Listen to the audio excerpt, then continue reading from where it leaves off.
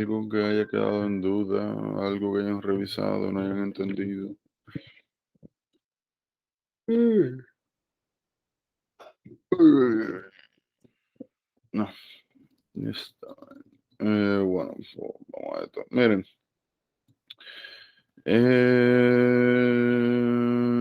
enfermedad priónica. La enfermedad priónica probablemente sea la vaina más rara que ustedes vayan a encontrarse en su vida. ¿Por qué yo digo eso?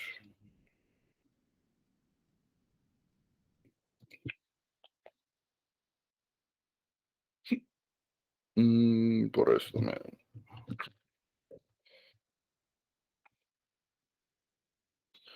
Enfermedades priónicas son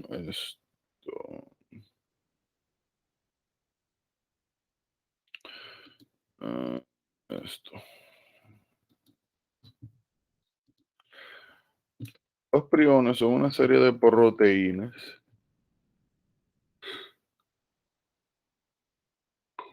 Bueno, miren, las proteínas en general nosotros podemos encontrarlas en dos conformaciones. Están las hélices alfa, y están los llamados hojas beta, beta sheets. Ay, no me tiene nervioso, ¿no? Bueno, en fin, están las conformaciones alfa sheet, o eso mismo. ¿Qué pasa? Interesantemente, las enzimas digestivas líticas que nosotros tenemos sola y únicamente pueden digerir esta conformación,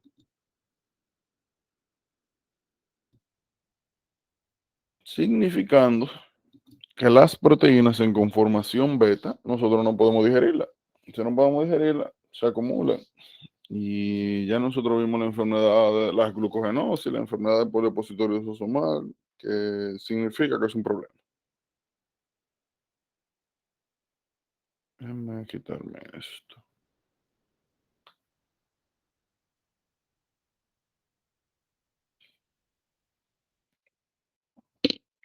Pues sí, significando que se convierte en una enfermedad por depósito. Las enfermedades por depósito causan enfermedad,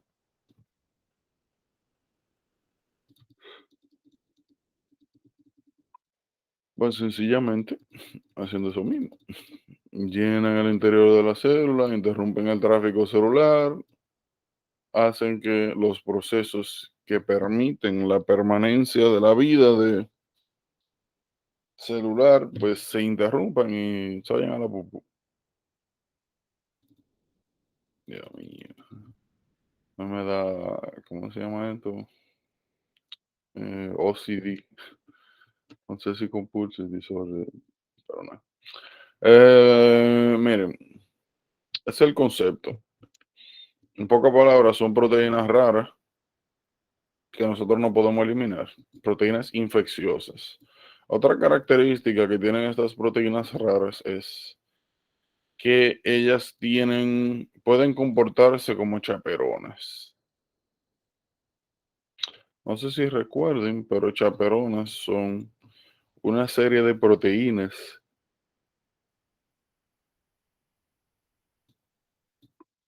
que pueden o impedir o inducir el plegamiento de otra proteína. En pocas palabras, las proteínas priónicas pueden agarrar las proteínas normales y convertirlas en proteínas priónicas. Nuevamente, consideran las proteínas infecciosas. De las enfermedades priónicas hay dos que nos interesan bastante.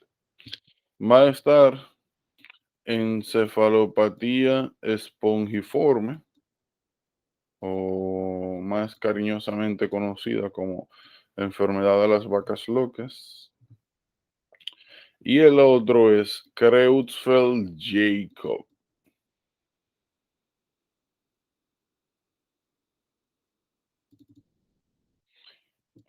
Míralo aquí. Esa es la clásica que ustedes van a ver. Miren, esto es Encefalopatía espongiforme, afectación principalmente del sistema nervioso central, eh, causa demencia, ataxia, daño general difuso.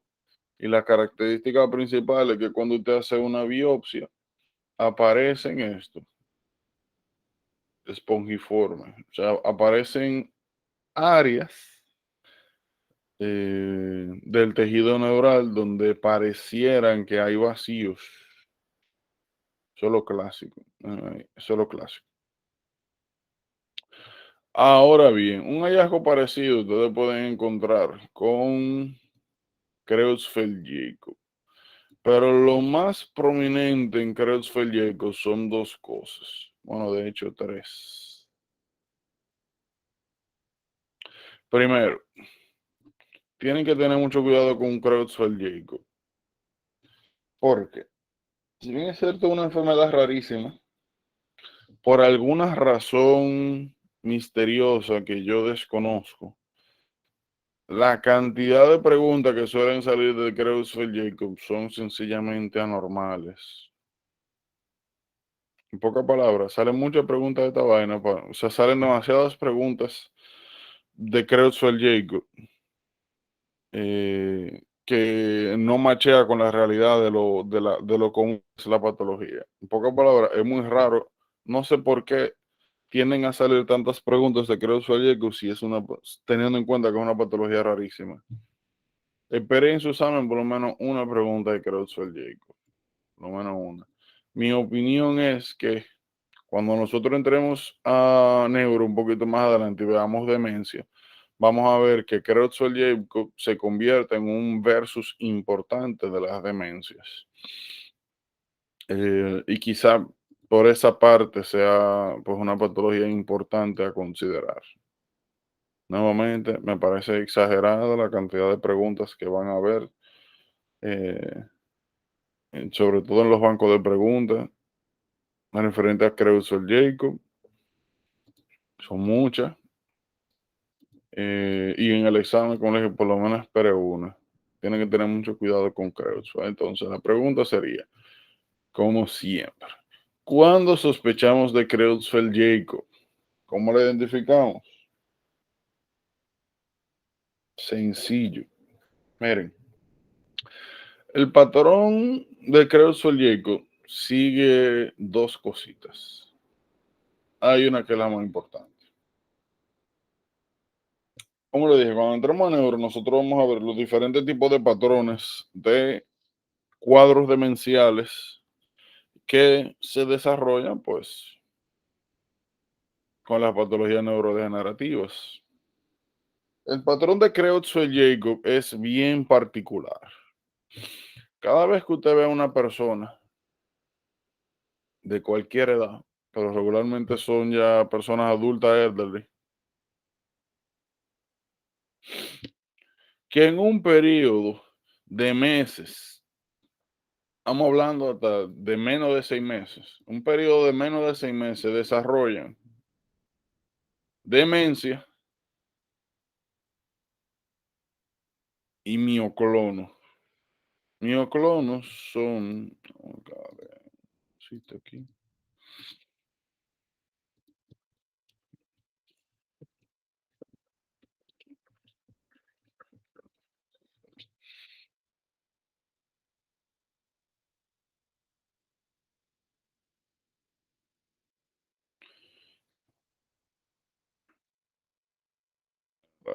Mioclonos son una serie de movimientos involuntarios, bruscos,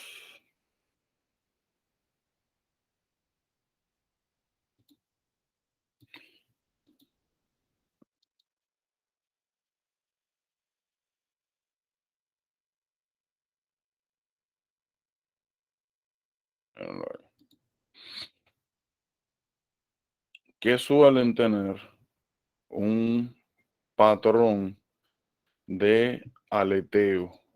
Aleteo de tipo, ¿cómo se llama?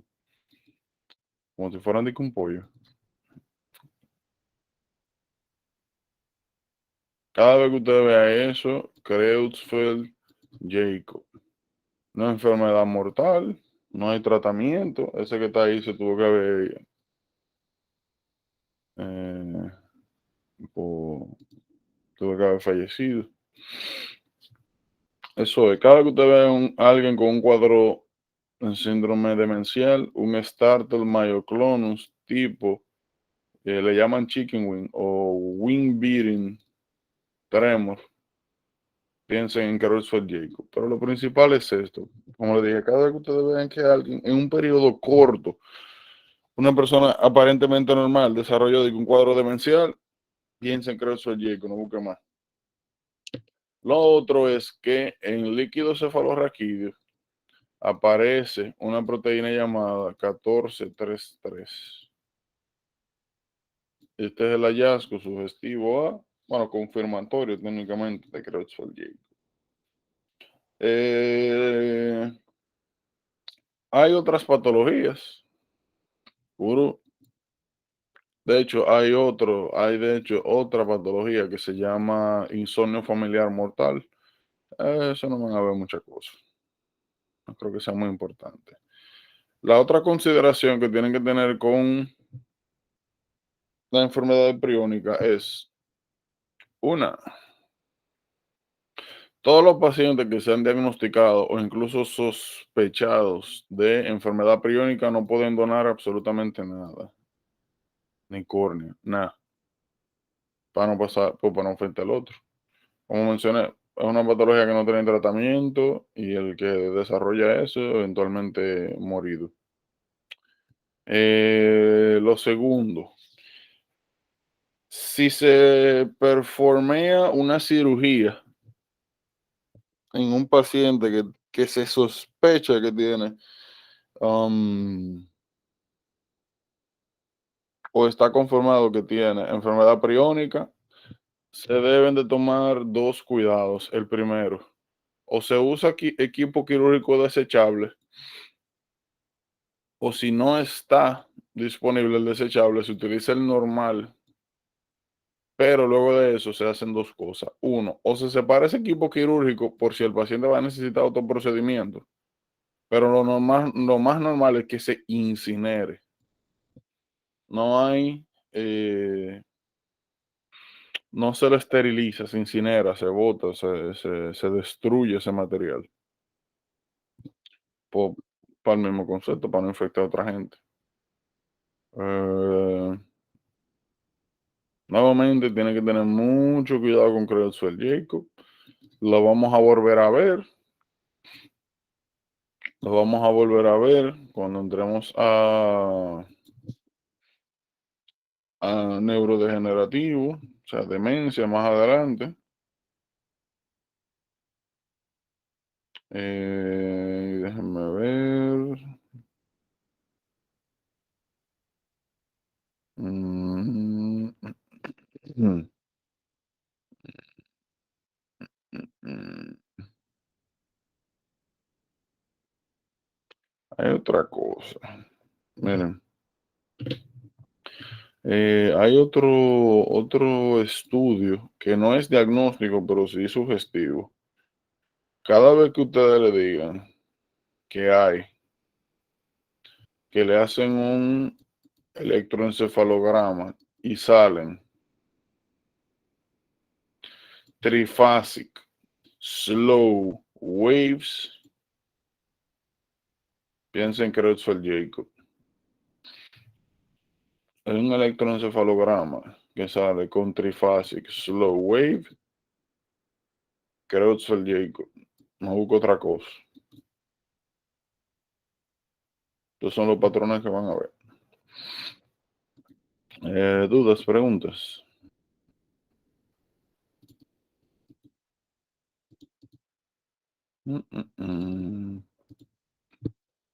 No. Miren. Miren, esto que está aquí es bien importante. Son asociaciones. Fíjense que hasta ahora lo único que nosotros hemos hecho, cada vez que hablamos de un BOC, pues es eso, establecer asociaciones. ¿Cuándo sospechar de ellos? sacando sospechar de cada una de las causas. Lo único que tenemos que agregar aquí, de lo que no hemos visto, es perfringes. Si bien es cierto, nosotros vimos como un perfringe, como una causa secundaria, no tan importante, de intoxicaciones, lo vemos más causando necrosis gangrenosa. También puede causar eh, intoxicación alimentaria por carne calentada. Todo esto ya solamente son cosas que hemos visto, cosas que hemos visto. Aquí hay algo, miren. Ok, estas dos cositas. Vamos a aclarar algo. Miren, aquí hay dos cosas que aclarar. Primero, tienen que aprenderse esto así mismo, a rajatabla. A rajatabla, las causas principales según las edades. Y la causa más importante de esto es, por ejemplo, cada vez que ustedes sospechen de que alguien tiene meningitis, lo que regularmente se hace, oigan bien, cada vez que alguien tiene un cuadro de meningitis, lo primero que se hace es un CT. Y le aconsejo que noten esto, un CT. Se hace un CT para evaluar que no haya nada causando un efecto de masa en el sistema nervioso central. Cuando el CT está hecho y se ha despejado, se ve que no hay ninguna masa o nada que esté causando un efecto de masa, absceso, lo que sea, entonces se procede a hacer una punción lumbar. Si en el CT se encuentra algo sugestivo a masa o que pueda causar efecto de masa, las lumbar punctures están contraindicados. Si hay algo que está ocasionando presión, aumento de presión intracraniana, y usted le mete una aguja, causa herniación y muerte, o sea, lo termina de matar. So, siempre hay que hacer una imagen primero antes de hacer un lumbar puncture en el setting de meningitis. Siempre, siempre, siempre, siempre, siempre. Ahora, cuando usted hace un lumbar puncture, regularmente hay dos estudios que usted hace. Uno, me imagino que se imaginarán, cultivo. Y lo otro es eh, química más tinción de grano. Más tinción de grano. Entonces yo pregunto, ¿qué hallazgo en tinción de grano podríamos encontrar nosotros para sugerir el diagnóstico de meningitis por Neisseria meningitidis?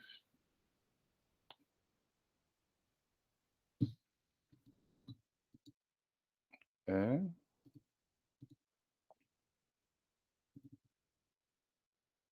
Dios mío, qué sida. Yo creo que yo puedo cerrar esto. Digo, yo creo que no me va a dejar. Repito la pregunta. ¿Qué hallazgo en tinción de grande líquido cefalorraquídeo nos permite a nosotros sospechar de Neisseria meningitidis como agente causal? ¿Se van a dejar comer por esa caja de preguntas? Mentira. ¿Se van a dejar comer? ¿Cuál era la característica? ¿Cómo es que se tiñe Neisseria meningitidis? O sea, ¿cuáles son los hallazgos en Gram? No puede ser. Dipococo, Gram negativo.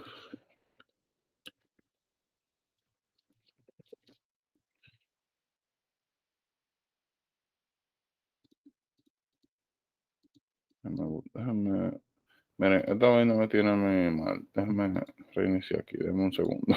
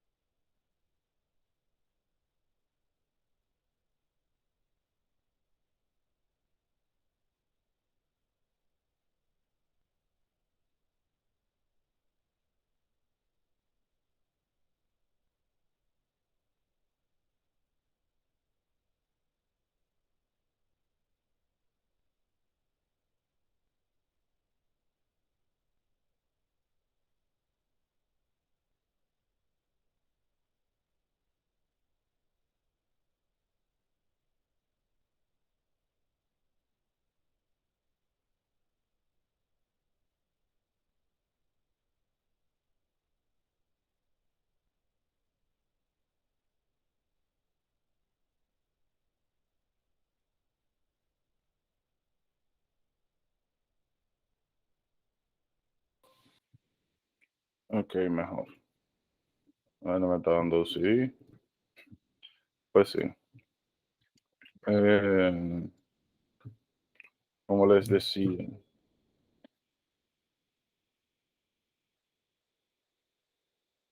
regularmente cuando alguien tiene meningitis, una de las primeras cosas que se le hace es pues química de CSF, luego de que se confirma que se puede hacer lumbar puncture y esta vaina, porque me manda para acá. Y eso. Y tinción de grano. Si ustedes ven de que diplococo era negativo en líquido cefalorraquídeo, meningitis, Neisseria meningitis, no tienen que buscar más. Entonces, ¿por qué es importante eso? Eso es importante porque regularmente, cada vez que uno encuentra algún tipo de hallazgo anómalo, o si no se puede hacer punción lumbar por el diagnóstico, es bien sugestivo de meningitis, uno comienza el llamado tratamiento empírico de meningitis. Porque es importante saber cuáles son las causas principales según la edad, porque como ustedes pueden ver aquí, listeria. En los extremos de la vida, la histeria es relativamente común.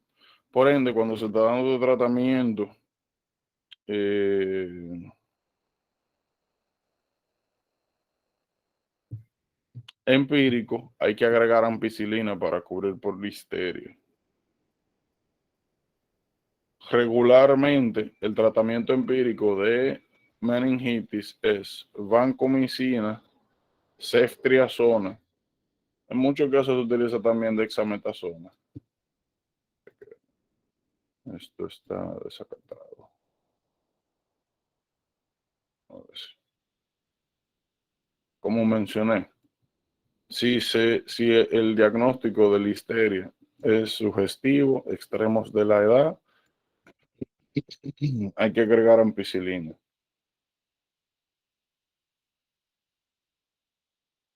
Esto de enterovirus lo mencioné, que meningitis aséptica. Ya. Miren, lo otro, no se tienen que saber los números, pero sí los patrones. Miren, lo que ustedes están viendo aquí es, primero, considere que todas las presiones van a estar elevadas. Se considera elevada cuando hay más de 250 eh, centímetros de agua, la presión. Y miren, una de las cosas que más le va a dar giveaway es qué tipo de célula está aumentado en CSF. Linfocitos, piensa en virus. Polimorfonucleares, piensa en bacterias. Le hablo ahora de esto. Fíjense, en técnicamente, para que no se me confundan, técnicamente todas las meningitis ustedes van a encontrar proteínas elevadas en líquido cefalorraquídeo. Eso es regularmente expensa de inmunoglobulinas frente a la gente. Miren acá. Normalmente los virus no consumen directamente glucosa, por ende, tiende a estar dentro de niveles normales en CSF. Siempre que ustedes vean CSF con glucosa baja, tiene que pensar o en bacteria o en TB. ¿Qué le va a dar la diferencia? El tipo de célula del sistema inmune que se encuentra elevada. Por alguna razón, linfocitos está asociada a tuberculosis. Eso es lo más común que van a ver. Y polimorfonucleares, bacterias. Por si acaso, hay una enfermedad viral que tiende a causar disminución de glucosa cuando causa meningitis, es MOMS. MOMS. Habíamos dicho que MOMS podía causar como complicación de parotiditis, orquitis y también encefalitis. Si causa meningitis viral, regularmente los niveles de glucosa están bajos. So, tienen que tener ese cuidadito ahí. ¿Alguien se recuerda cuál era la característica patognomónica de tuberculosis, de meningitis y tuberculosis?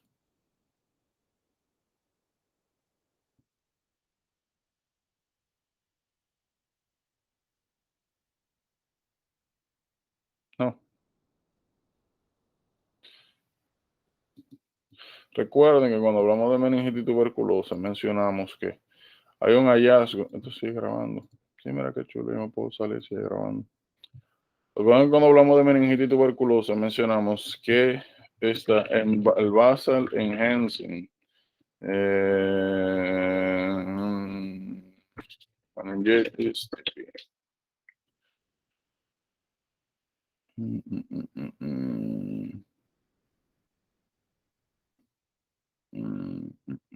Me gusta más cuando está de frente.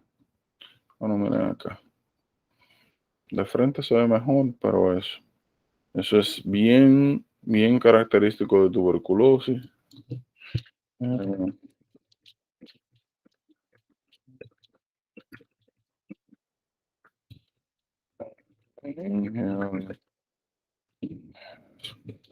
Fácil, Dios mío.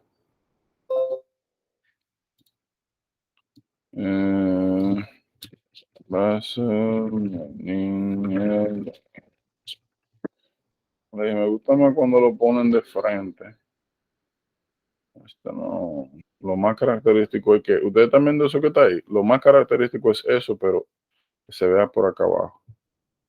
No veo un corte frontal. Ah, míralo aquí. Eso.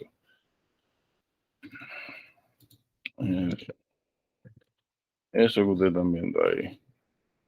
Enhancement, meningio, basal. Eso es bien sugestivo de meningitis tuberculosa. Más el patrón que vimos ahorita, que es linfocitosis con glucosa baja. Pregunta, ¿cuál era el patrón que nos permitía a nosotros sospechar de cómo se llama esto? De que podía ser una meningitis por herpes simplex virus?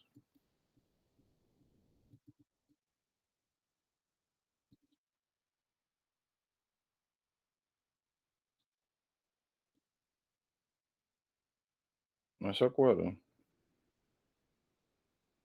O sea, yo les hago estas preguntas porque hay algunas connotaciones, hay algunos hallazgos que quede que usted lo ve, ya es hora del diagnóstico, usted no tiene ni siquiera que buscar más nada.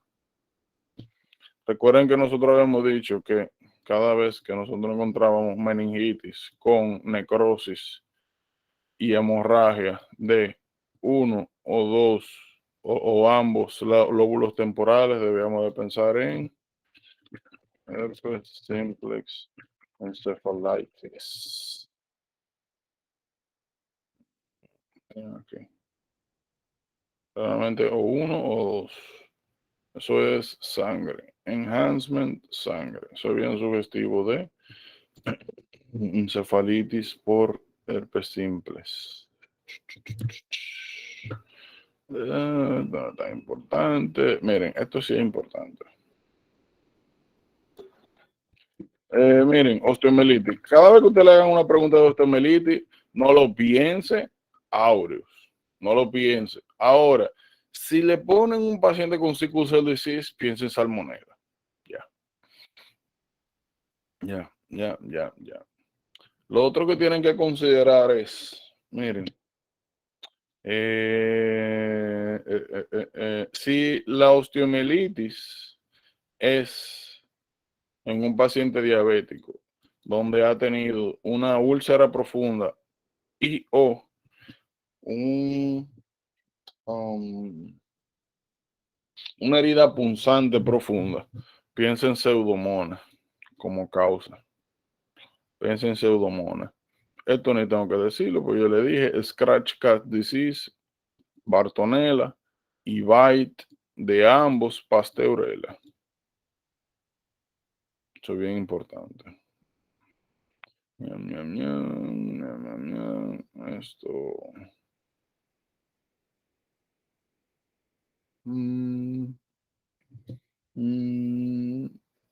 Nosotros hablamos de esto ya, ¿verdad? Sí. De los cuidados que había que tener al manejar tricomonas. Miren, hay algo aquí que a veces pasa desapercibido y es el pH vaginal.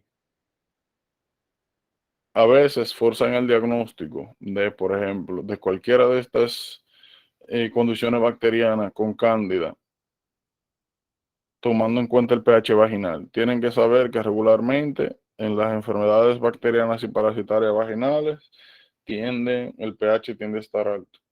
Importante. Torch, como hemos hablado, eso lo vamos a ver cuando entremos a OB.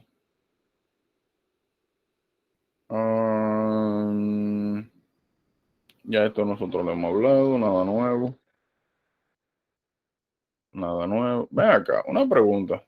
Nosotros hicimos el verso del linfogranuloma venéreo. Sí, nosotros lo hicimos. No me acuerdo. Linfogranuloma venéreo, granuloma inguinal, Haemophilus ducreyi, treponema. Sí, sí, ya me acuerdo.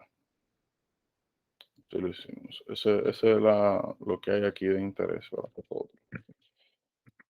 Miren, no sé si eso lo llegaron a notar, pero en Dios Jesús que sí. Ese diferencial de enfermedades transmitidas sexualmente es extremadamente importante porque va a ser pan de cada día, ¿no? O sea, al fin y al cabo son enfermedades transmitidas sexualmente, son comunes. Yo no se descuiden con eso. Mm, Déjame ver. Miren. Pelvic Inflammatory Disease. Cuando nosotros hablamos de Neisseria gonorrhoeae y cuando hablamos de clamidia, nosotros hemos mencionado que en la mujer estaba el riesgo de que esto desarrollara Pelvic Inflammatory Disease. Tienen que tener cuidado con Pelvic Inflammatory Disease. Regularmente es una patología en la mujer sobre todo que suele pasar relativamente desapercibida porque la sintomatología principal que da es como una especie de dolor pélvico crónico de bajo grado, como que sienten que tienen algo por ahí, como que no está bien, pero no es un dolor tampoco invalidante, no es, no sabes, un dolor de que me voy a morir. Cada vez que vean una mujer, sobre todo en edad reproductiva y sexualmente activa, que desarrolle un dolor crónico pélvico eh, como de bajo grado pero persistente, pelvic inflammatory disease. Lo importante, string sign. Pelvic inflammatory disease puede complicarse con el síndrome de Fick-Curtis. Y eso técnicamente es una extensión de la infección a cavidad peritoneal, sencillamente eso. Con pelvic inflammatory disease tienen que tener dos cuidados. El primer cuidado es que pueden desarrollarse los llamados tubo ovarian abscess.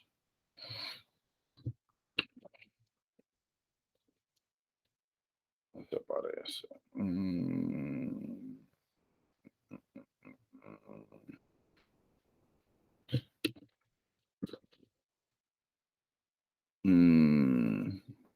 Míralo aquí.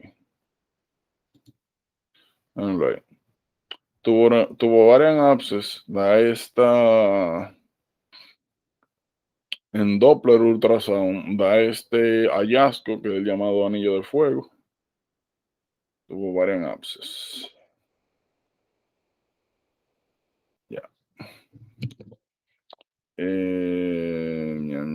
Lo otro es que cuando una mujer tiene pelvic inflammatory disease, tiene riesgo de desarrollar posteriormente o embarazo ectópico o infertilidad, sobre todo infertilidad. Importante eso. Y recuerden siempre, cada vez que encontramos gonorrea, tenemos que tratar para clamidia. Si encontramos clamidia y no vemos indicios de gonorrea, solamente tratamos para clamidia. Tratamiento para clamidia, doxiciclina. Para gonorrea, ceftriaxona. Importante. Toma de lo mismo, asociaciones. O sea, nada que yo tenga que agregar aquí. Mm. Miren, esto es importante. Regularmente, cada vez que le hablen de un cuadro donde hay algún niño y, am, y pase o se encuentren con la circunstancia de que le mencionen que no están vacunados o de que no se sabe la historia de vacunación o que los guardians, si un niño de que rescatado de por ahí o que emigró recientemente, eh, y no, como no hay una historia de vacunación clara, ya usted sabe que todas las supuestas enfermedades que deberían ser raras, o sea, que no deberían estarse presentando, son una posibilidad. Sencillo como eso. Sencillo como eso.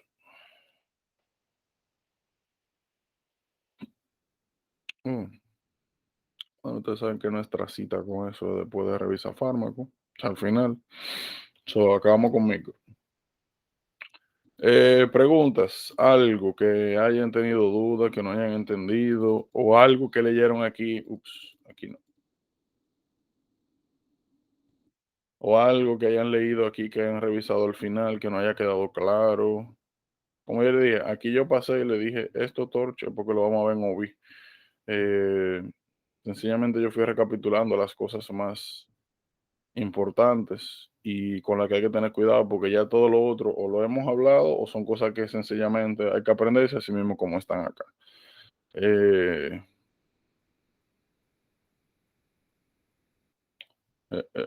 Miren, por si acaso, cuando se trata de neumonía, neumonía, las neumonías se dividen en dos grandes grupos. Están las Community Acquired Pneumonia y están las Hospital Acquired Pneumonia.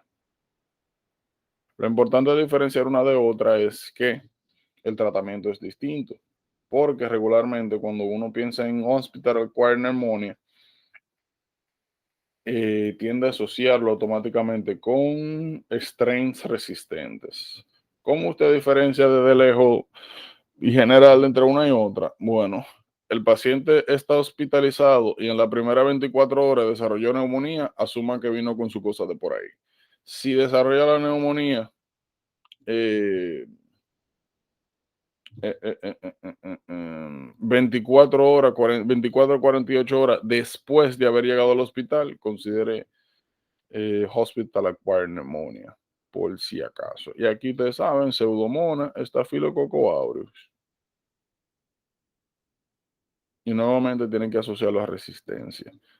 Comedia Acquired Pneumonia, ustedes saben, la causa más común es Streptococcus pneumoniae. Eso es importante también. Entonces, repito, ¿alguna duda, pregunta de las últimas cositas que vieron, revisaron en eso mismo? Aquí. No. Entonces podemos entrar a patología. Pero antes de entrar a patología, ustedes saben, miren, aquí hay algo que se llama regalito.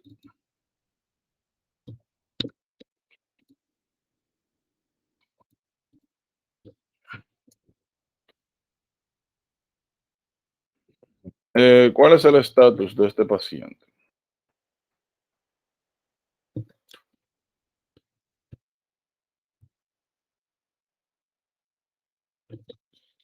Lean eso y díganme cuál es el estatus.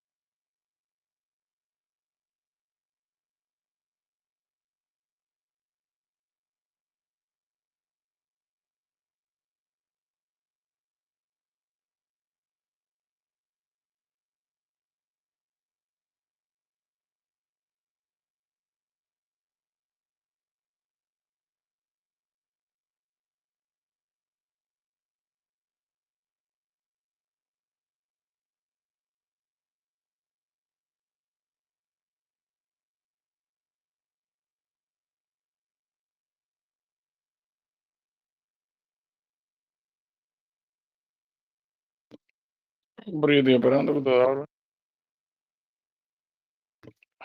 Voceen ahí, creo que están levantando la mano. Claro. Ah, ¿Qué es lo que hay ahí? el paciente tiene lo que es el antígeno de superficie positivo, lo que puede significar que fue vacunado. También vemos que tiene el antígeno de IgG positivo, lo que pudo verse recuperado de la enfermedad. Okay. Y déjame ver qué más. Y el antígeno de hepatitis B, por lo que probablemente el paciente tuvo hepatitis B y se recuperó. Okay. ¿Alguien más dice algo de por aquí?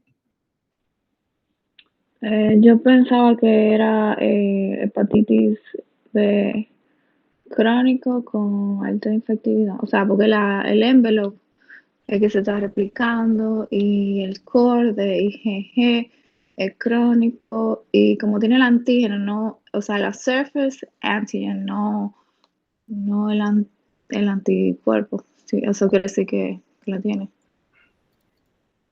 Okay. creo yo, no sé. Okay. ¿Alguien más tiene algo que opinar, que decir, algo que agregar?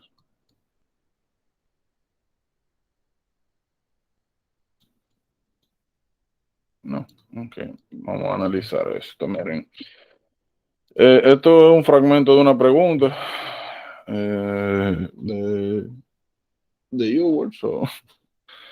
En diversas circunstancias, ustedes se van a encontrar paneles así, donde le van a reportar este tipo de cosas. Y se supone que con usted darle un ojito, usted tiene que saber qué es lo que está pasando. ¿Cuál es el estatus del paciente? ¿Qué es lo que tiene? Oh, espérense, que a Lara le dio sida.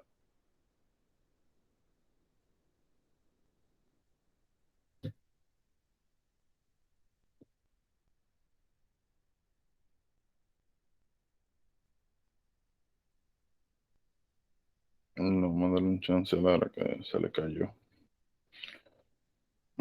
Mientras tanto, sigan viendo.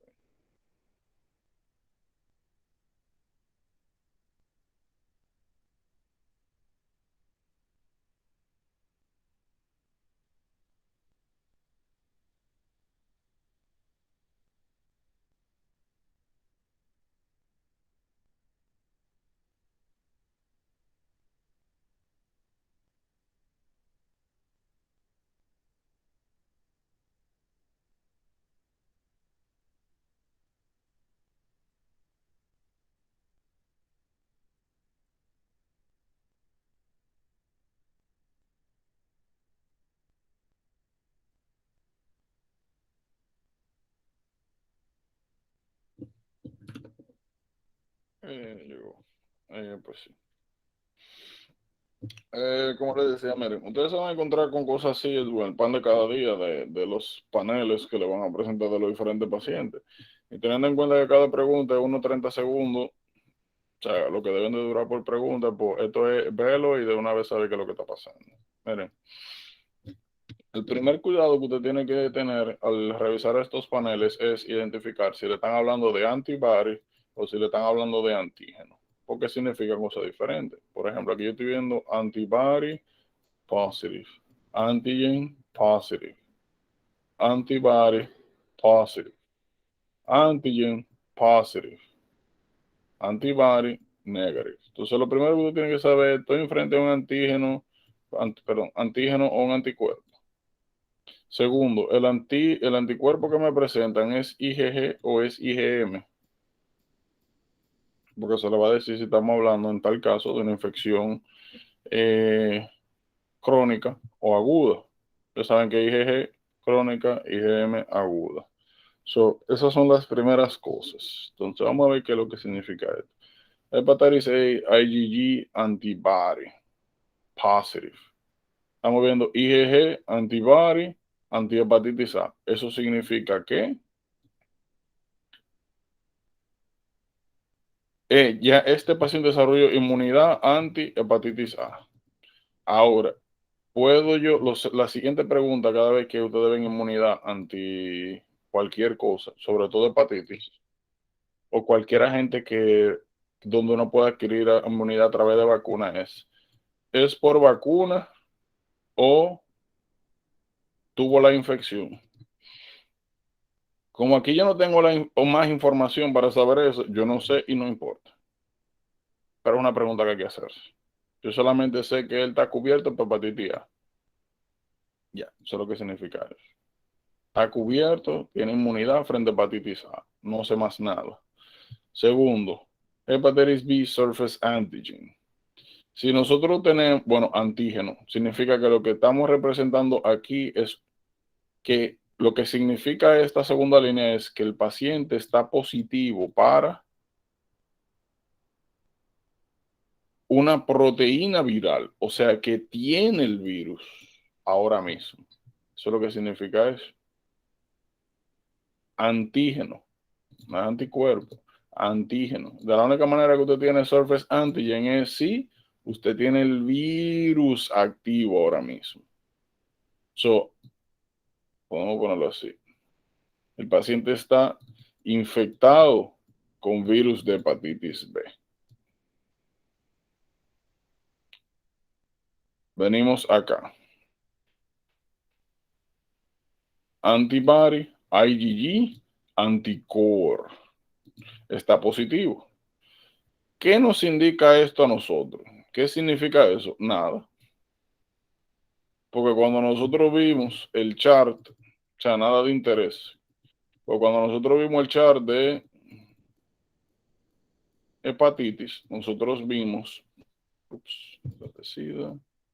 mira aquí, nosotros vemos que el anticore sale desde el principio y que siempre se mantiene arriba, no nos indica nada. Lo que nos indica en tal caso es que hay exposición o que hubo exposición al virus de manera natural. O sea, que en algún momento te infectaste. Eso es lo que nos indica el anticore. Sí, pero eso, o sea, Exposición, si tú ves la tabla abajo, te dice el anticore, siempre te va a mencionar, como te menciona en la pregunta, si es IgG o IgM, y entonces ahí tú puedes determinar si es agudo o si es crónico. O sea, en el gráfico no, pero en la no, yo tabla de sé lo que abajo tú sí dices. te... Claro, definitivamente. Por eso fue que ahorita le comenté, miren, siempre que le menciono un antibody es IgG o IgM, precisamente por eso. IgG late, IgM early. Ahora, ¿cuál es el detalle? Si bien es cierto, como tú mencionas, aquí abajo te aparece, ¿verdad? Precisamente esa diferenciación, eh, o sea, no entiendo. Tú dices que es importante porque nos permite a nosotros identificar si es acute o si es crónica. Pon Un la poco. tabla para que tú veas.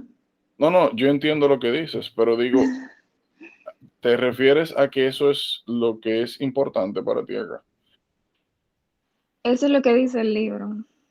Incluso tú lo puedes ver en, tú lo puedes ver en letra, te lo dice el anticore. Si es IgM agudo, reciente, IgG, prior exposure o chronic Yo lo sé, infection. O sea, es lo que dice el libro. pero lo que pasa es que eso no siquiera tenemos que verlo en el libro porque eso ya nosotros lo sabemos de inmuno. Nosotros sabemos que IgM es pentamérica y es la primera inmunoglobulina que sale. Nosotros también sabemos ya que IgG es súper específica y se refiere a que ya por lo menos han pasado varios meses post-infección. O sea, no tenemos que revisar el cuadro. Aquí está, pero ya eso nosotros lo sabemos de inmuno. Lo que digo es que si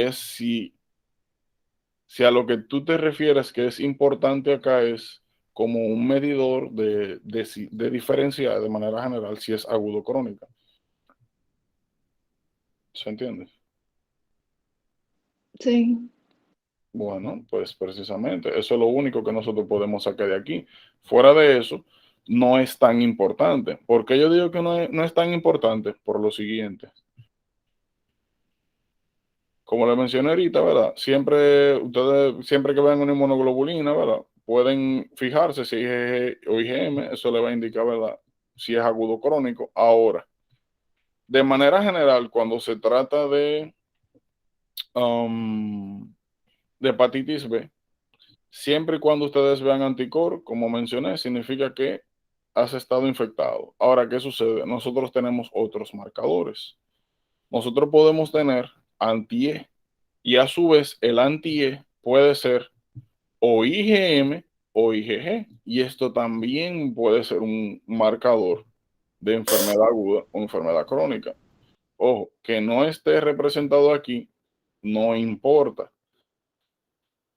¿Por qué digo que no importa? Lo mismo acá con con anticuerpos de superficie. Porque nuevamente, siguiendo el concepto básico de inmunología, se supone que ya usted tiene que hacer estos acercamientos y son cosas con las que se van a encontrar. No todo, este panel que ustedes están viendo aquí es un panel básico, por eso lo elegí.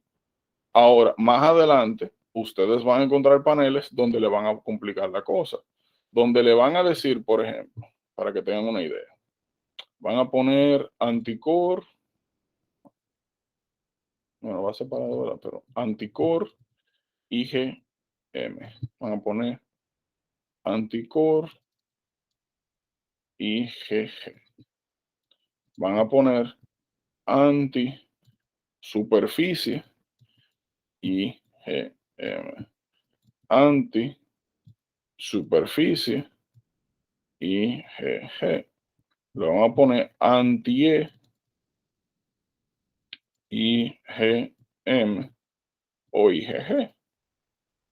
O sea, por si acaso, aunque aquí no estén representados, aunque aquí solamente le hablen de anti, ustedes tienen que imaginarse en su cabecita que existe tanto IgG como IgM para todos.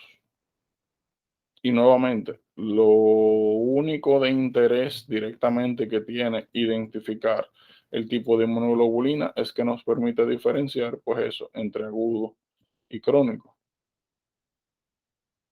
O sea, lo único que tiene de interés esa parte.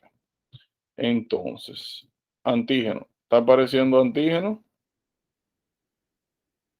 Habíamos dicho que antígeno cada vez que aparecía o antígeno o aparecía la inmunoglobulina anti-E, independientemente de qué tipo sea, significa que estuvimos expuestos.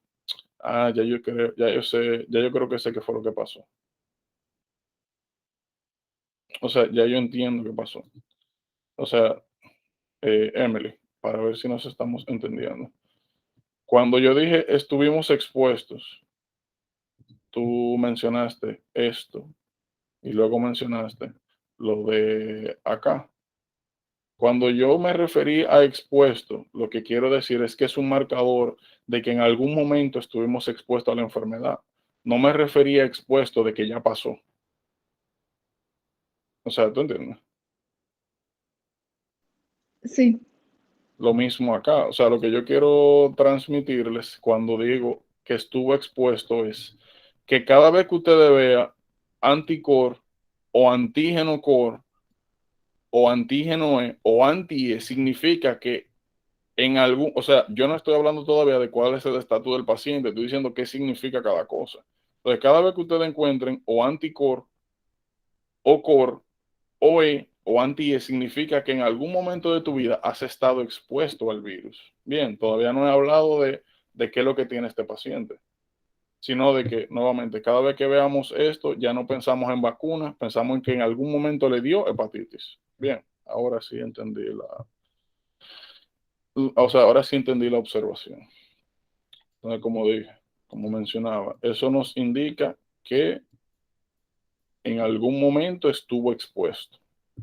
Ahora sí te entendí. Miren, por ejemplo, aquí dice hepatitis C antibody negativo. Esto significa que la persona solamente ha estado expuesto a hepatitis A y hepatitis B.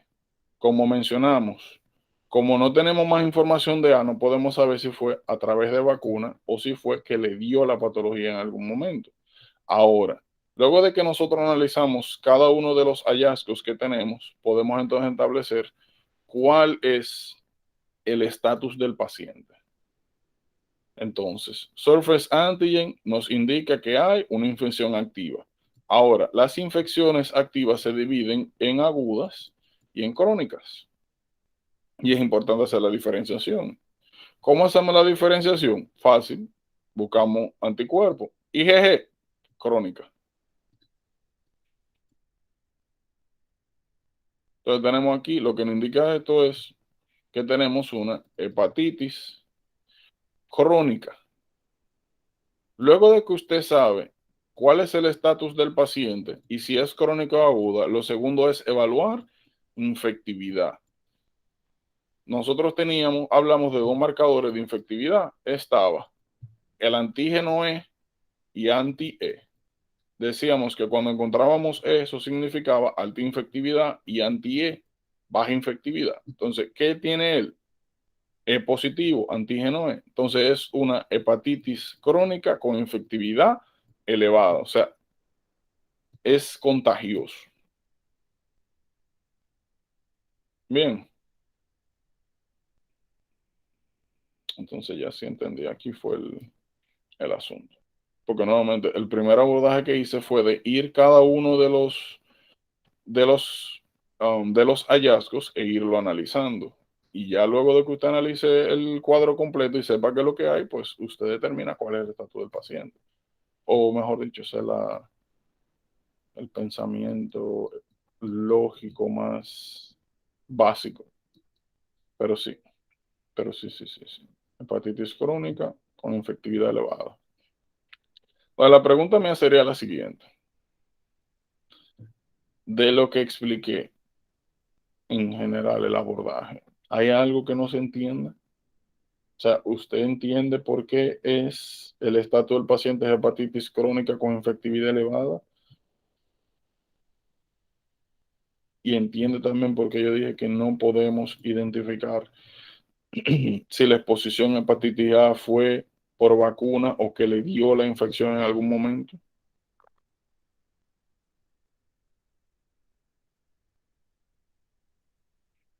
¿Hay alguna duda? No.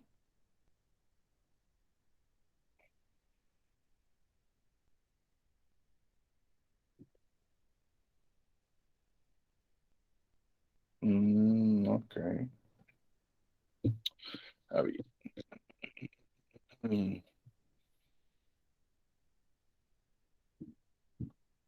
¿Seguras? ¿Estamos claros? Bien.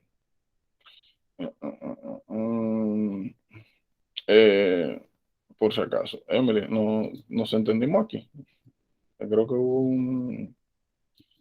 un fallo de Sí. comunicación. Sí, pero está bien. Entonces eso precisamente, no se preocupen que yo voy a ir sacando más a medida que avancemos, pero quería que diéramos un ejemplo antes de avanzar, por lo menos de esto. Nuevamente, analiza de manera independiente qué es lo que significa cada cosa, luego haga el assumption global del paciente.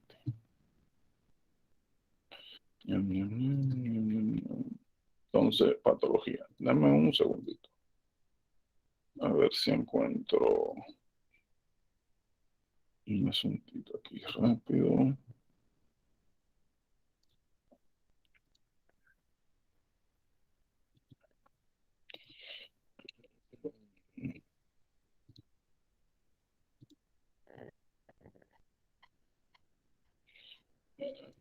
Esto está aquí. Chrome Downloads.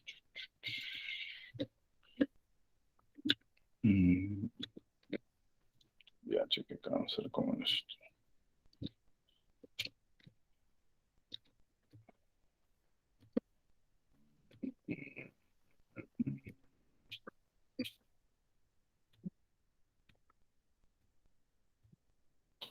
Miren, vamos a hacer algo con esto. Me gusta. Miren aquí.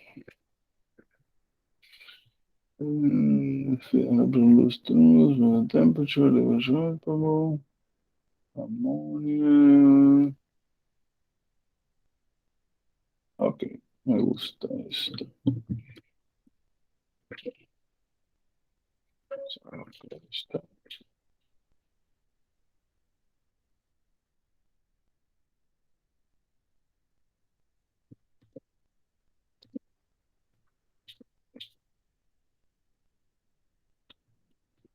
Qué interesante.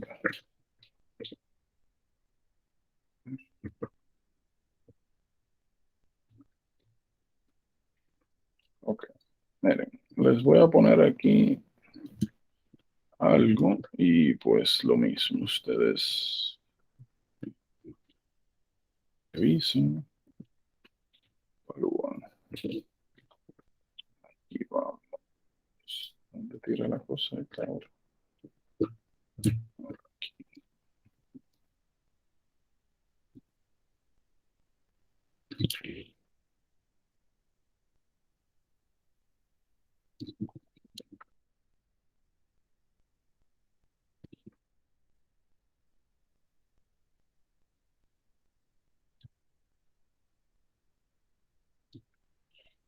Ok, aquí vamos.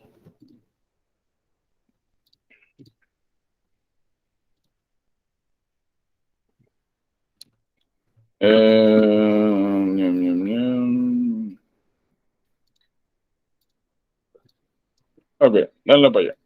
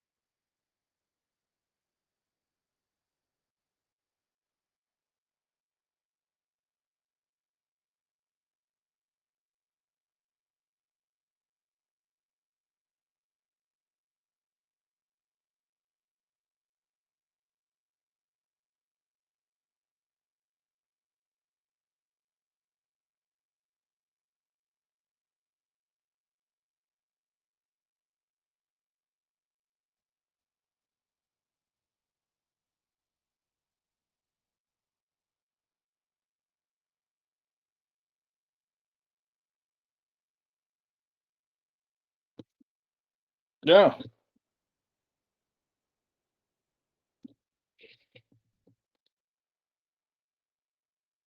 Hello. La C. Güey, Hola. pero muchacho del diantre. Espérate. Todavía. Espérense que yo le diga que vamos a hacer algo primero. La pregunta. Bueno, ya sé. No estoy diciendo que sea la respuesta, estoy diciendo que sé. Entonces, Emily, ¿quién? No, creo que fue. Ahora aquí, ¿verdad? Emily, ¿qué? ¿Qué es esto?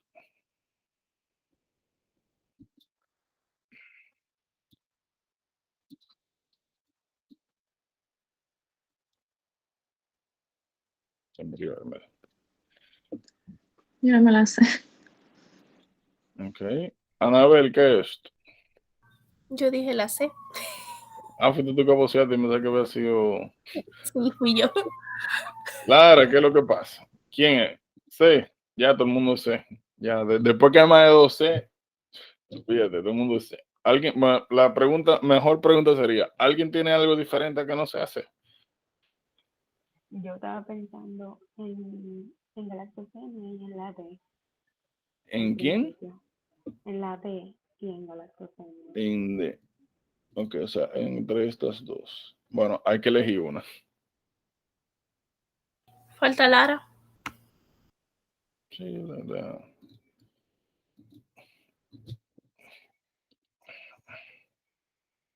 Lol.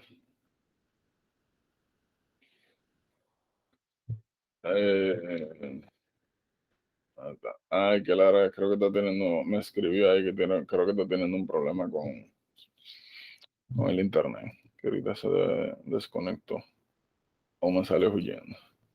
Entonces llame, ¿por cuál te decides? Me decido ya por la C. ¿Por la? Por la C. Por la C. Ok. Lara se murió, por lo que llega. Ok, entonces, pregunta salvaje. Déjame escribirlo aquí.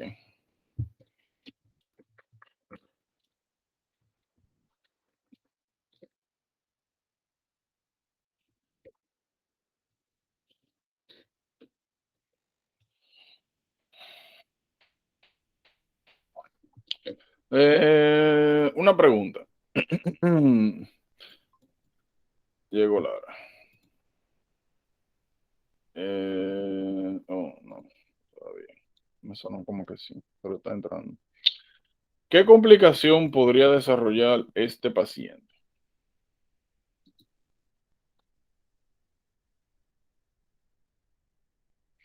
¿Y qué otras manifestaciones usted esperaría encontrar? ¿Cuál sería el tratamiento? Tienen un minuto ahí para pensar.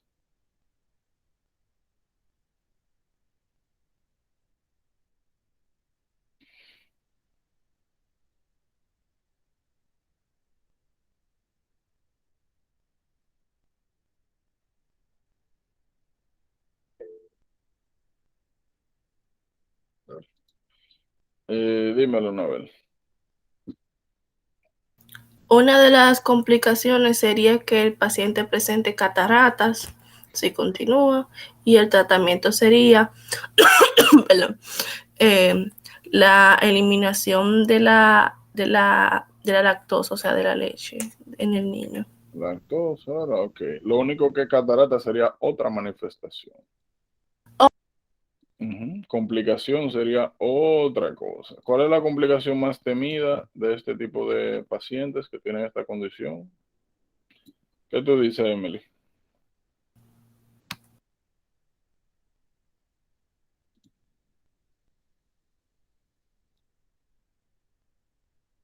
No lo sé. Complicación. Ok. Llame, ¿qué tú dices? ¿Sería algo relacionado con el hígado? No sé.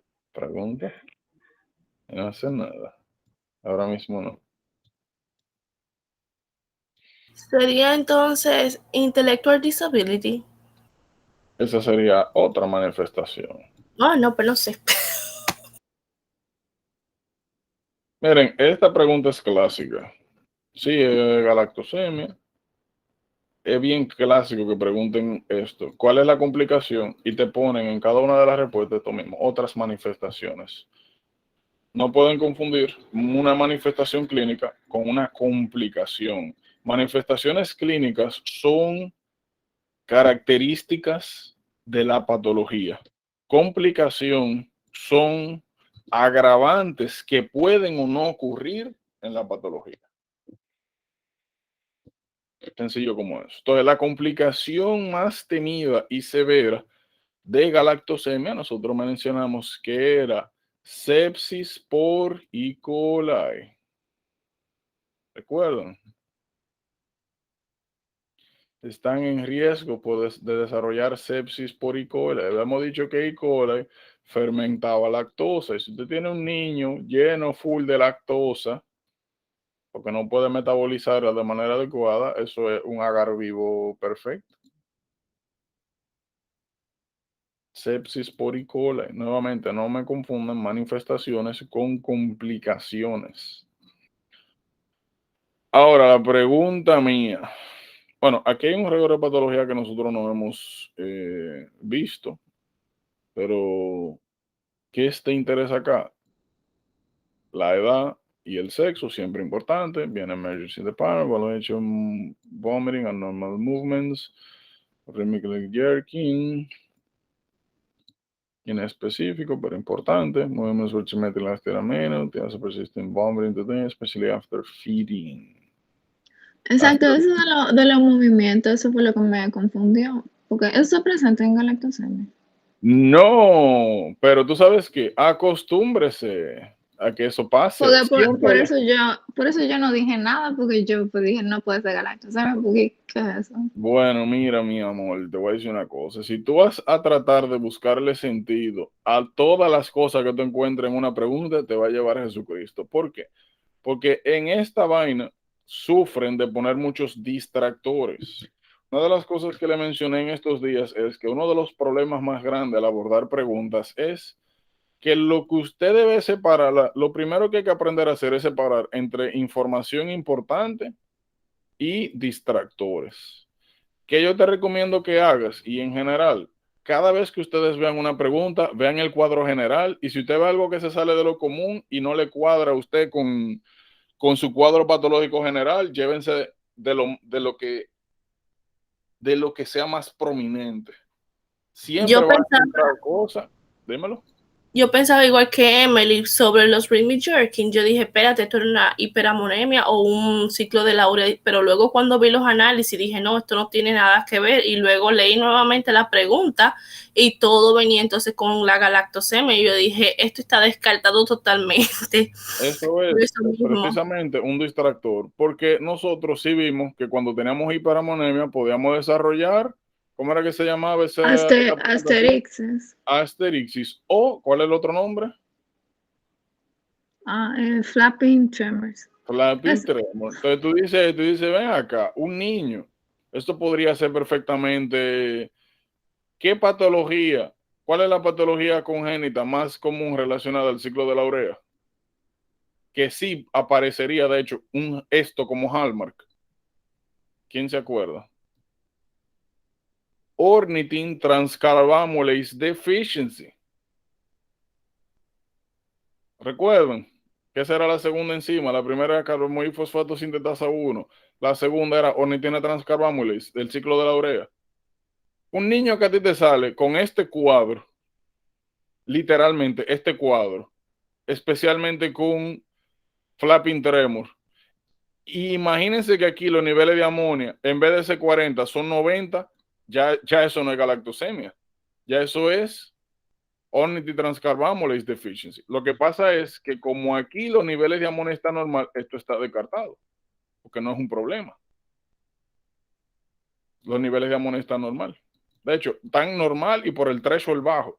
Pero aquí te pone 90, 100, 200 y ya usted piensa por acá. ¿Entienden?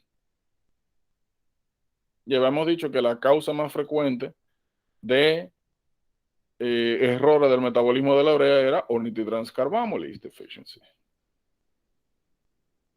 So, por eso descartamos esto. Entonces, ustedes se van a encontrar cada rato con eso mismo, con distractores. ¿Qué es lo que sí le puedo decir? Generalmente en la misma pregunta, usted encuentra información que le permite descartar. Oh, mira, un niño, jerking, pero la amonio está normal, descartado. ¿Me siguen? Porque nuevamente, realmente de todo lo que nosotros vamos a hacer, esto es lo más importante. Aprender a responder preguntas. Saber qué es importante, qué no. Por eso es que yo le digo, cuando te hagan la primera lectura, agarren y vayan sombreando la cosa que es importante. Persisten after feeding. Por ejemplo, mira aquí, vómito después de feeding. ¿Con qué se fide un bebé? Leche. Los stools, non-bloody stools. Cada vez que ustedes vean diarrea, es bloody, non-bloody. Porque si fuera bloody, ya pensamos en otras cosas. Pensamos en infeccioso. The patient was more than 10 complicated pregnancy, exclusively breastfed. Examination of lethargic neuro, diffuse hypotonia, as well as jaundice. Liver chispal, o sea, tiene hepatomegaly. Glucosa está baja. Glucosa baja. Bilirrubina alta, bueno, tiene jaundice. Expensa también de la bilirrubina directa. Vamos a hablar de eso. Urinálisis, glucosa negativa, pero reducing substances. ¿Cuáles reducing substances que aparecen en orina nosotros conocemos hasta ahora?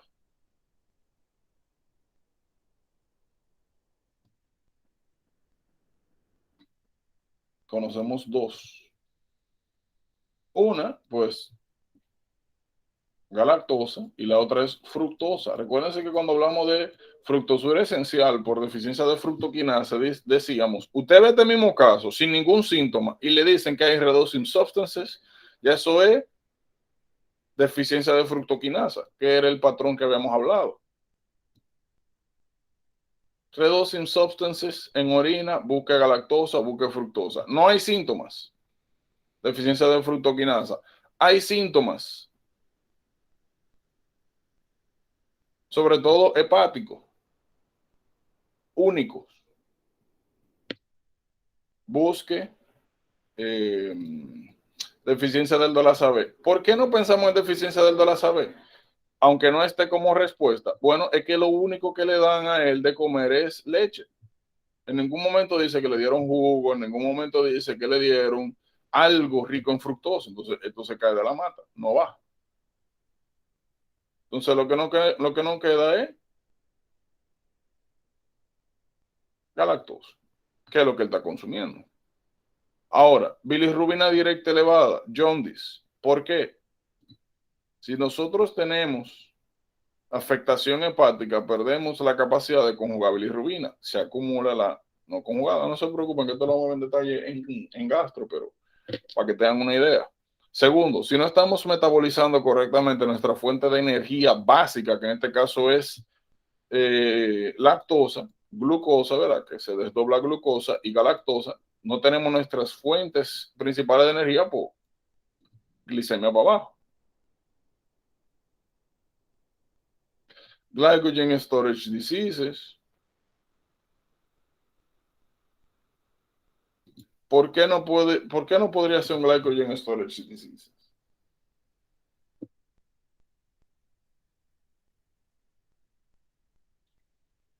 ¿Cómo nosotros podríamos descartar eso? ¿Mm? Bueno, vamos a mencionar una. Vamos a mencionar von Gierke. ¿Cómo nosotros sabemos que no es von Gierke?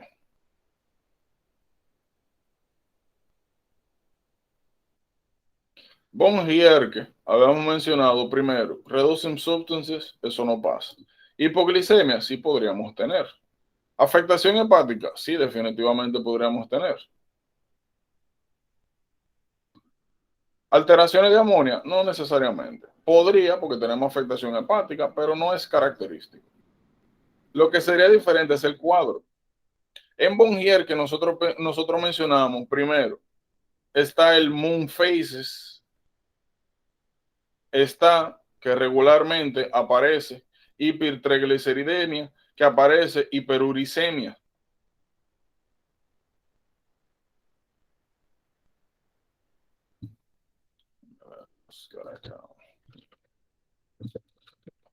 Von Gierke.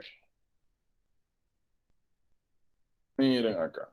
El belly es prominente, la cara suele ser descrita como eso, moon faces, como buchú. Y aparte de eso, como mencionamos anteriormente, sí podríamos encontrar hipoglicemia como mencioné, hyperlipidemia, hiperuricemia. Eso es clásico de von Gierke. Y aquí lo que dice es que tiene el leverage palpable, no dice que tiene el abdomen prominente. No habla de características específicas en cara, como vemos en von Gierke, eso nada que ver. Nada que ver, faltan cosas, faltan hallazgos. Y nuevamente no nos permitiría explicar a nosotros la aparición de reducing substances en orina. Biliaria atresia, eso se sale de nuestro scope, pero miren, biliaria atresia tiene características que quizás sean parecidas a von Gierke. Miren aquí, miren el belly. Belly prominente, primeros años de vida. Jaundice. Cuando usted no tiene vías biliares, no puede eliminar bilis, no puede eliminar, pues, posteriormente. Aquí. No pueden eliminar bilirrubina. Lo único que la bilirrubina, vamos a ver un poquito más adelante, cuando hablemos de ese metabolismo, se divide en directa e indirecta. En el caso de biliaria atresia, tendríamos bilirrubina, tanto la indirecta como la indirecta, elevada. Eso no nos afectaría nuestra capacidad de producir, de utilizar glucosa. O no tuviésemos hipoglicemia. Los niveles de amonio, todas las otras funciones hepáticas normales, por lo menos al principio. Reducing substances, no aparece eso en biliaria atresia, no tiene que ver.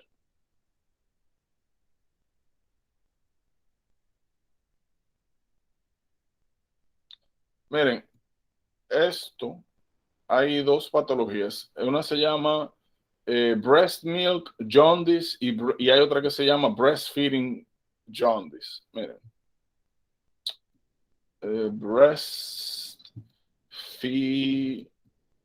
Feeding y breast milk jaundice. Son dos patologías, bueno, más por patología, condiciones. Que el nombre es como bien pendejo. Bien pendejo porque como que confunde. Miren, está breastfeeding jaundice y está breast milk jaundice. Breastfeeding jaundice, feeding. El problema está con el feeding. La mamá, aunque le dé el seno al niño, no tiene una técnica adecuada. Y regularmente lo más prominente es que se desarrolle secundariamente es jaundice. Pero por deshidratación severa. Por ende, lo que nosotros vamos a ver a un niño que supuestamente se está alimentando no de manera adecuada, aparecen signos más de deshidratación severa, los sunken eyes, el sunken fontanel, la fontanela hundida, los ojos hundidos, pérdida de la turgencia de la piel, hipotensión, taquicardia y jaundice, ictericia. Es por deshidratación severa. Ahora, breast milk jaundice es porque en la leche de la mamá, en algunas madres aparece un inhibidor de la bilirrubina UDP glucuronil transferasa. La UDP glucuronil transferasa es la enzima que se encarga de conjugar en el hígado la bilirrubina. Entonces, la leche sale con un inhibidor del metabolismo de la bilirrubina y eso tú comienzas a acumular entonces bilirrubina no conjugada que causa jaundice. Aquí no hay hallazgos de deshidratación. Es un niño que se está alimentando bien, pero igual está amarillito. Importante. So, breastfeeding jaundice, nada que ver. Nada que ver.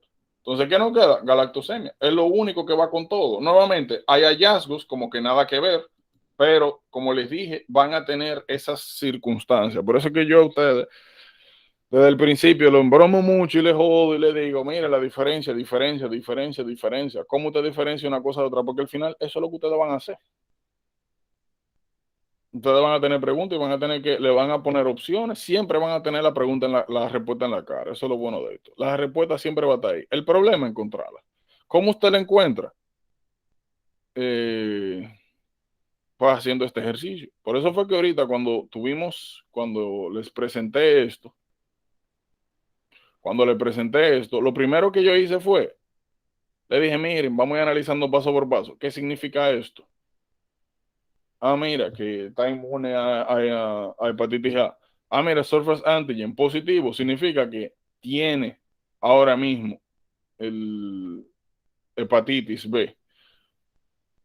Anti-C o E o anti-E o C solamente aparecen cuando te ha dado la patología. No tiene anti-C, bueno, pues tiene inmunidad anti-A, está teniendo B. IgG me dice que es crónico y como tiene antígeno E, eso es alta infectividad. Primero análisis, luego integración. Primero ven las cosas separadas, luego integran. No lo trate de hacer juntos porque va a ser un tollo. Aunque ahora le esté saliendo bien, cuando nosotros lleguemos a las cosas que realmente son complicadas, no es el mejor abordaje a largo plazo. Lo mismo con las preguntas. Usted agarra la pregunta, la lee, ubica lo que le parece interesante, importante, y luego comienza a descartar, como hicimos nosotros, por qué esta es, por qué esta no es, qué característica de esta patología me permite descartarla. Urea cycle deficit, OTD, amonio normal, eso no tiene sentido. Para afuera. Y como ven, no siempre le van a poner la patología en la cara. Muchas veces le van a poner las patologías de manera general. Y usted que va entonces a tener que saber, por ejemplo, aquí Bongier, que es un perfecto diferencial de esto, porque hay características parecidas, como mencionamos aquí, el hipoglicemia, el liver edge, el vomiting, el nausea, la ictericia quizás.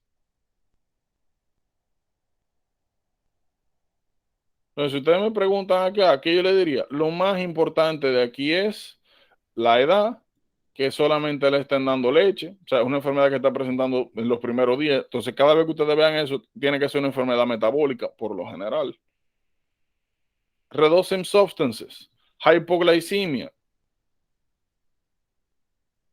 Bueno, ya aquí me dice jaundice, pero estoy confirmando, espesa de indirecta, amonio normal. Esas son las cosas que me van a permitir aquí hacer el diagnóstico. Y bueno, y la sintomatología general. Ah, mira, galactosemia. Pero nuevamente puedo hacerlo con un fundamento. Cada vez que ustedes vean estos cuadros patológicos y usted identifique la patología, su primera pregunta para usted, ¿qué otras manifestaciones puede tener esto? ¿Qué cosas que están aquí no van con el cuadro? ¿Es que a mí se me está pasando que esto puede indicarme algo en esta patología o es sencillamente un distractor? Son las preguntas que usted tiene que hacerse.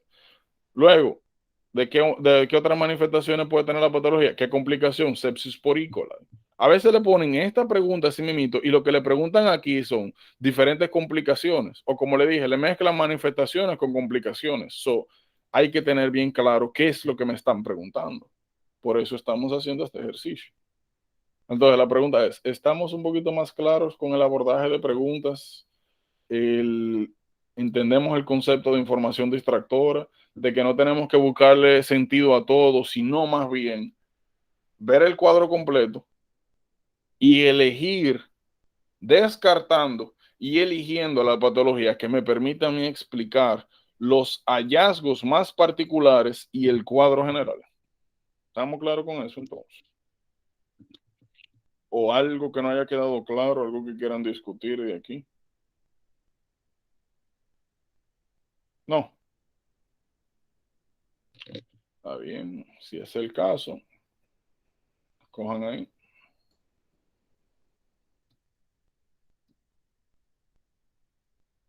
Y por si acaso, esta misma temática de las preguntas es la temática que ustedes van a aplicar al banco de preguntas. Este mismo ejercicio que nosotros estamos haciendo es lo que ustedes van a hacer cuando se sienten a hacer preguntas. Ustedes tienen que evitar a toda costa de que leer la pregunta, leer los laboratorios y después decir, esta, no haga esa vaina, esa es para gente bruta y gente que se quema. No haga eso. O mejor dicho, ese no es el approach que usted tiene que tener aquí. Usted tiene que ir es descartando por qué esta no es, por qué esta no es, por qué esta no es, por qué esta no es, y por qué sabe. Si usted no puede hacer eso, usted no se sabe esa pregunta. Aunque la haya puesto buena. ¿Por qué? Porque tenía dudas. Si usted no sabe cuál es la diferencia entre esto y esto, usted no se sabe esta pregunta. Y es el mindset que tienen que tener para poder avanzar de manera adecuada. Si no, no va para ningún lado. Va a pegar muchas cosas o va a creer que usted se la sabe, pero créanme que las preguntas del examen no son necesariamente más difíciles, pero tienen su complejidad. Denle para allá.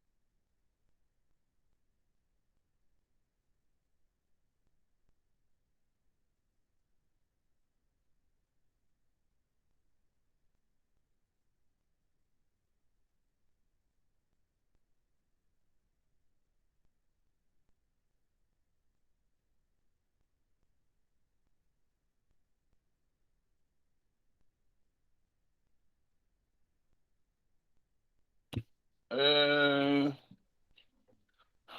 griten. ¿Qué ustedes creen? Yo creo que la E para ¿La quién? la vacuna against hepatitis B Ok, infection. esta. Ok, ¿quién tiene algo diferente?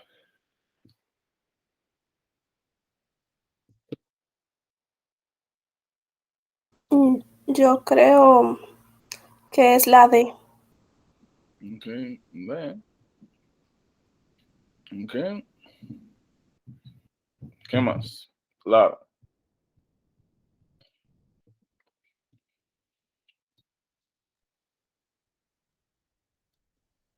O se murió Lara. Anda. Soy internet. Ya me escribió. Y Emily, ¿qué tú crees? Me imagino que ¿Qué tú crees, Mel? Yo no sé. Bueno, mira, Lo que muchacho, pasa es que puede ser dos, puede ser la E o la D, porque está entre las dos. es Eso está mal una. esa pregunta. Yo estoy seguro que una. Y no, ninguna No, de estas preguntas está está mal. mal, la pregunta está mal hecha. No, esa vaina no existe aquí. Mira, yo creo que, perdona, no sé, porque dice Resolve y está el anti-HBC. Yo no sé, espérate, que Yo todavía me la no vamos a sé, discutir vaina. yo para O Yo sea, no sé. yo sé, yo no voy a sé, yo no poner, sé. te voy a decir una para que no me pase como la otra pregunta, la D, pero para mí puede ser no sé, cualquiera de las dos. Está bien, está bien, está bien. Vamos a ver. 34-year-old woman recently migrated from China, dependiendo no medication, relationship. Ok, entonces como siempre. Lo que tenemos que hacer es ir viendo cada cosita y ver qué significa. Tener negativo, perdón, el antígeno de superficie significa no hay infección activa. Eso es lo que significa, ¿verdad? Dice, antisuperficie positivo. Significa que hay inmunidad. Nuevamente, cada vez que hay inmunidad tenemos que pensar en si fue vacuna o infección natural. Segundo, tenemos anticuerpo positivo. No nos dice ni IgG ni IgM. Por ende, lo único que nos indica esto es que en algún momento de la vida tuvo infección por hepatitis B. Antígeno E negativo significa que en caso hipotético que estuviese infectada, la transmisibilidad es baja. Anti-E negativo, en caso hipotético nuevamente de que estuviese infectada, el riesgo de transmisibilidad es alto. Ahora, ¿cuál es el estatus general? ¿Ella está infectada? No. Por ende, esto no tiene ningún tipo de valor. Entonces, lo único que nosotros tenemos de interés es que no está infectada ahora mismo, que tiene el antígeno de superficie, o sea, que tiene inmunidad y que tiene anticuerpos. Entonces, ¿qué significa eso?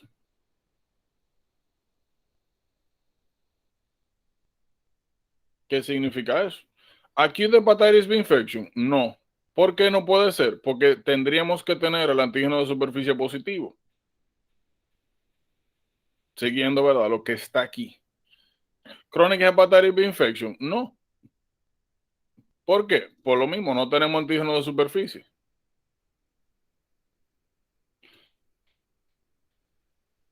Vamos a ver. Vaccination. ¿Por qué no puede ser vaccination? Porque la vacuna solamente me permite desarrollar antígeno de superficie, no me permite desarrollar anticor. Anticor solamente lo desarrollo, así como anti-E, cuando me ha dado la infección de manera natural. Entonces, ¿cómo usted diferencia entre vacunación versus infección natural? ¿Qué aparece? Superficie. Piensa en vacuna, infección natural. ¿Cómo usted diferencia? Si aparece cualquier otro anti elevado o positivo, fue porque en algún momento le dio la patología. Vacuna, nuevamente, solamente te da superficie positivo, todo lo otro negativo. Ahora, resolve hepatitis B infection. Sí, esta es la respuesta. ¿Por qué? No tengo antígeno de superficie. Tengo antisuperficie. O sea, estoy negativo de la enfermedad. Tengo inmunidad de la enfermedad. Y tengo anticuerpos, o sea que en algún momento me dio la patología. Así que esta es.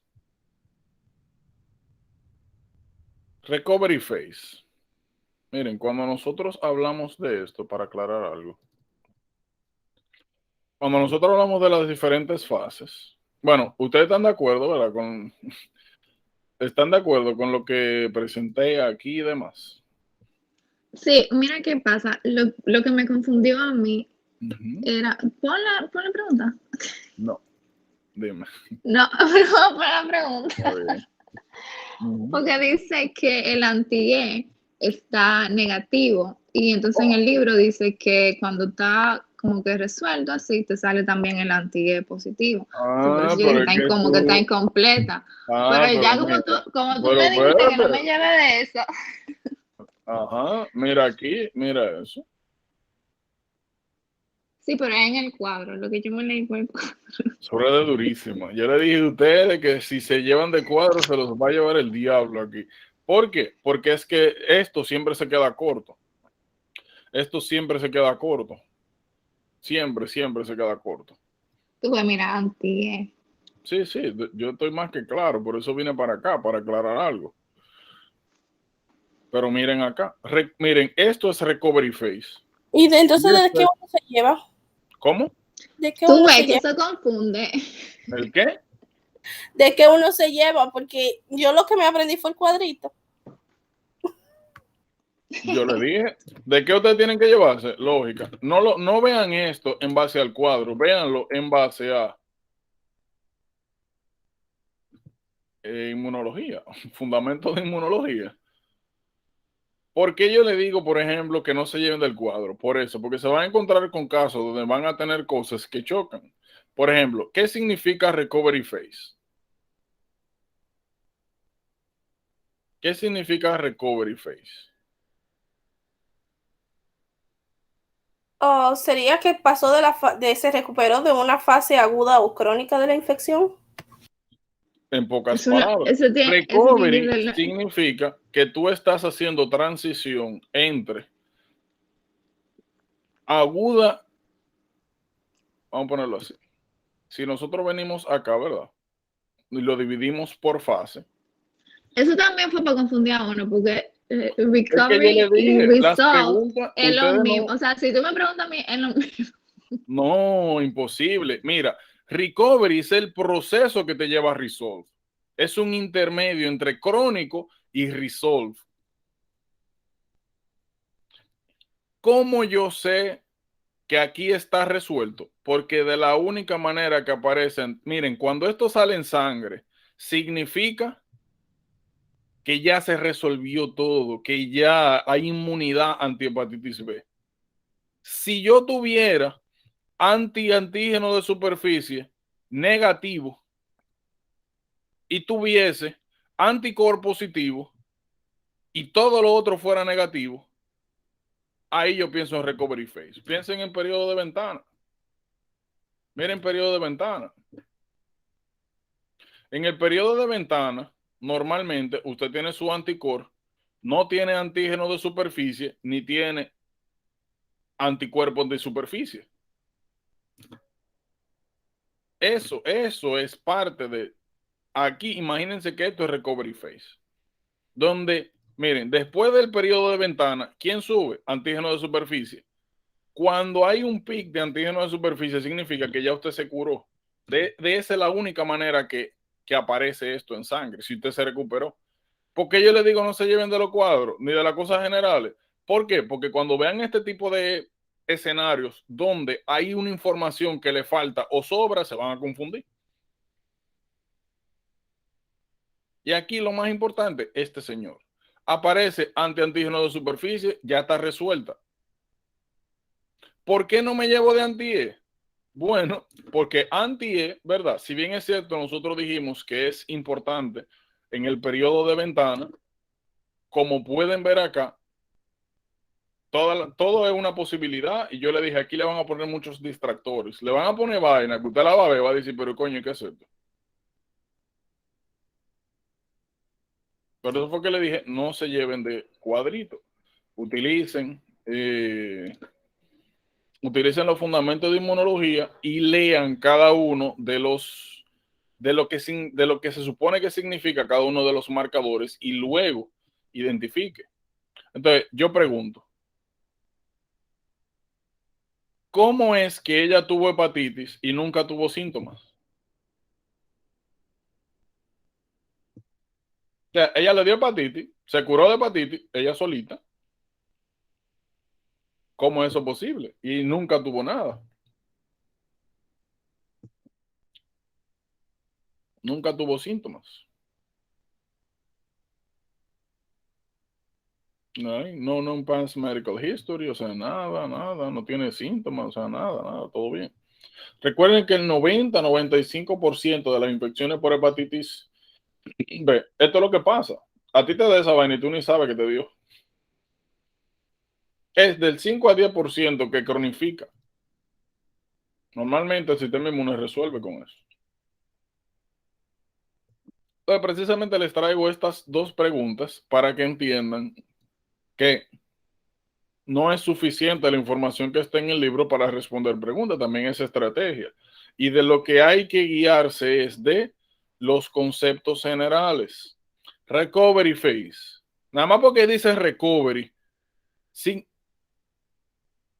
solamente porque dice recovery y solamente porque aquí dice antígeno de superficie positivo, ya no es esa. Recovery todavía tú estás en proceso. Antígeno de superficie significa que ya todo pasó. Eso aparece y significa que ya tú eres inmune a hepatitis B. Ya, saliste de eso.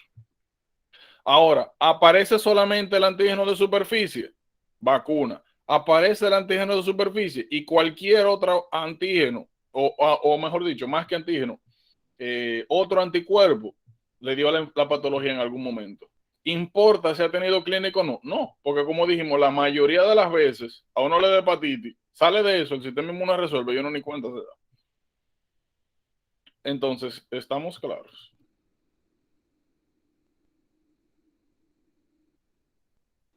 Sí.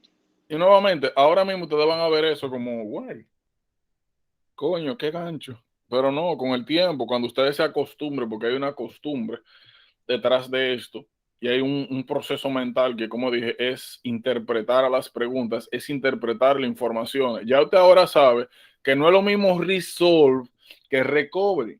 Y ya usted sabe que aunque aquí le diga que el anti-E